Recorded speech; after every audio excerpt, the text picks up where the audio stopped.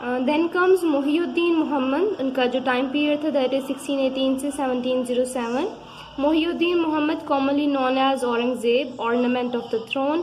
Alamgir, conqueror of the world, was born on 3rd November 1618. He is considered as the last effective ruler of Mughal Empire. He was a great expansionist and his reign expanded nearly the entire subcontinent. He ruled for 49 years. He had proved himself a capable commander and administrator as well. ठीक है, जो औरंगज़ेब थे, ठीक है, औरंगज़ेब आलमगीर कहा जाता था इनको, and he was the son of Shahjahan. 3 नवंबर 1618 को ये पैदा हुए थे और इनको मुग़ल एम्पायर का लास्ट जो इफेक्टिव रूलर था वो समझा जाता था.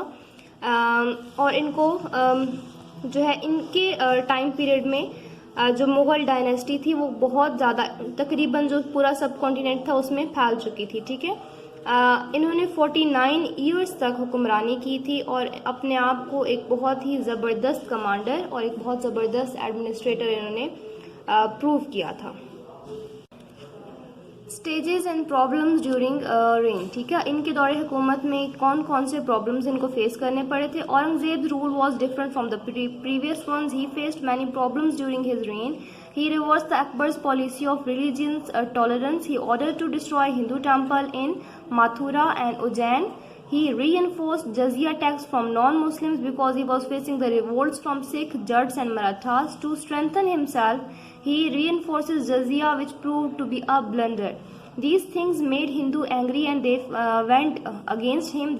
These revolts made Mughal Empire weak and caused its downfall. ठीक है, इन्होंने जितनी भी अकबर की रिलीजियस पॉलिसीज वाली टॉलरेंस वाली पॉलिसीज थी उन सबको रिवर्स कर दिया था. उन्होंने क्या किया, औरंगजेब ने, कि हिंदूज के जो टेम्पल थे माथुरा और उज्जैन में उनको तबाह कर दिया और वापस दोबारा से जजिया टैक्स जो कि नॉन मुस्लिम्स पर अकबर ने ख़त्म कर दिया था वो दोबारा से लगा दिया, बिकॉज ये सिख और जट और मराठास की तरफ से बगावत का सामना कर रहे थे. तो अपने आप को थोड़ा पावरफुल करने के लिए इन्होंने ये जजिया जो है वो दोबारा से लगाया.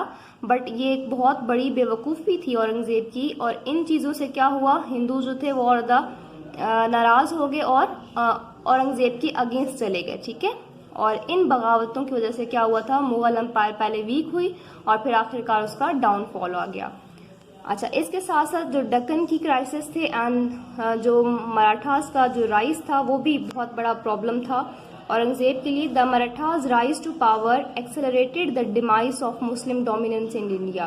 ठीक है, जो मराठास की जो पावर का बढ़ना था उसकी वजह से जो मुस्लिम्स का गलबा था इंडिया में वो कम होता जा रहा था. Shivaji Bhonsle is recognised as the father of Maratha nation. ठीक है, मराठा नेशन का जो फादर समझा जाता है वो शिवाजी को समझा जाता था.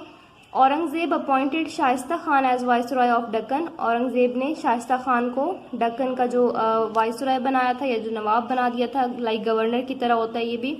When Shaista Khan was camping at Poona the Maratha attacked him but he escaped. ठीक है, अच्छा, जब शाइस्ता खान पूना में कैंपिंग कर रहा था, ठीक है, तो मराठा ने उन पर अटैक किया बट वो फरार होने में कामयाब हो गए थे. औरंगजेब ने वापस दोबारा से शाइस्ता खान को बुलाया और उनको मनसबदार बना दिया था. ठीक है, पहले वो वाइसरॉय थे और अब उनको मनसबदार बना दिया गया था.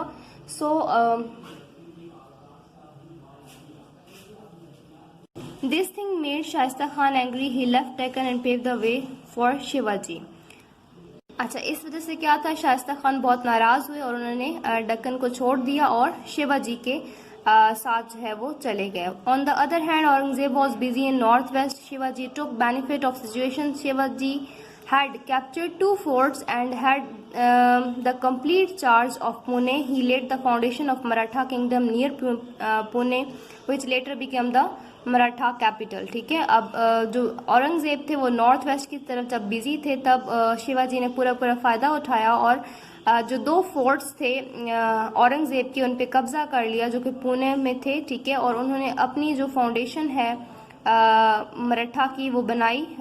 मराठा किंगडम की जो फाउंडेशन है वो पुणे के करीब बनाई और बाद में उसको मराठा का कैपिटल भी बना दिया गया. Shivaji used guerrilla tactics and brilliant military strategies to lead against Mughal strong hold. ठीक है, शिवाजी ने बहुत ही ज़बरदस्त और मिलिट्री जो है स्ट्रेटजीज़ उनको अपनाकर मुग़ल के ख़िलाफ़ अपना बहुत ही ताकतवर एक जो है होल्ड वो कायम कर लिया था। द क्रिएशन ऑफ मराठा साम्राज्य by Shivaji in 1674 was a major problem for Aurangzeb. ठीक है, जो मराठा का जो साम्राज्य पूरा जो निज़ाम था जो कि 1674 में शिवाजी ने बनाया था, वो सबसे बड़ी प्रॉब्लम थी औरंगज़ेब के लिए। इन 1680 Shivaji died and his son Sambhaji succeeded him. Sambhaji gave shelter to Akbar, the rebellious sons of Aurangzeb, and this thing made Aurangzeb angrier. He caught Sambhaji in 1680 and killed him. The murder of Sambhaji made Maratha people angry and a new series of tensions started in the subcontinent. अब क्या हुआ कि शिवाजी की जब death हो गई तो उसके बाद उनका जो बेटा था संभाजी वो तख्त पे उसको तख्त मिला। ठीक है, एंड संभा ने क्या किया, अकबर को अपने साथ मिला लिया, उसको शेल्टर दिया। अकबर कौन था, औरंगज़ेब का रिबिलियस सन मतलब वो बच्चा जो कि जिसने औरंगज़ेब से बगावत कर ली थी। ठीक है, तो अब उसने क्या किया कि उस बच्चे को अपने साथ मिला लिया एंड इस वजह से औरंगज़ेब बहुत नाराज़ हुए। उन्होंने क्या किया, संभाजी को पकड़ा एंड उनको मार दिया। इस वजह से क्या हुआ, जो मराठा के पीपल थे वो बहुत ज़्यादा गुस्से में आ गए और बहुत नाराज़ हुए और इस तरह से एक नई टेंशन जो है वो सब कॉन्टिनेंट में स्टार्ट हो गई। Then comes religious policies of Aurangzeb. Aurangzeb की रिलीजियस पॉलिसीज़ कैसी थी, तो औरंगज़ेब की जो रिलीजियस पॉलिसीज़ थी वो समहाउ फ्लेक्सिबल थी। He destroyed those Hindu temples and schools which are built in place of mosque. ठीक है, अब इसने वो वाली हिंदू के जो टेम्पल्स थे और स्कूल जो थे उनको गिराया जो कि मस्जिद की जगह बनाए गए थे। ही enforced the jizya system and imposed 8 taxes. The reason for imposing the taxes were purely political and economic. ठीक है, दोबारा से जजिया सिस्टम जो है वो बनाया और 8 टैक्सेस लगाए और इनकी जो रीजंस थी वो बिल्कुल जो है वो पॉलिटिकल इकोनॉमिक थी, इसके पीछे उनका कोई और मकसद नहीं था। However, the Mughal were serving in the courts.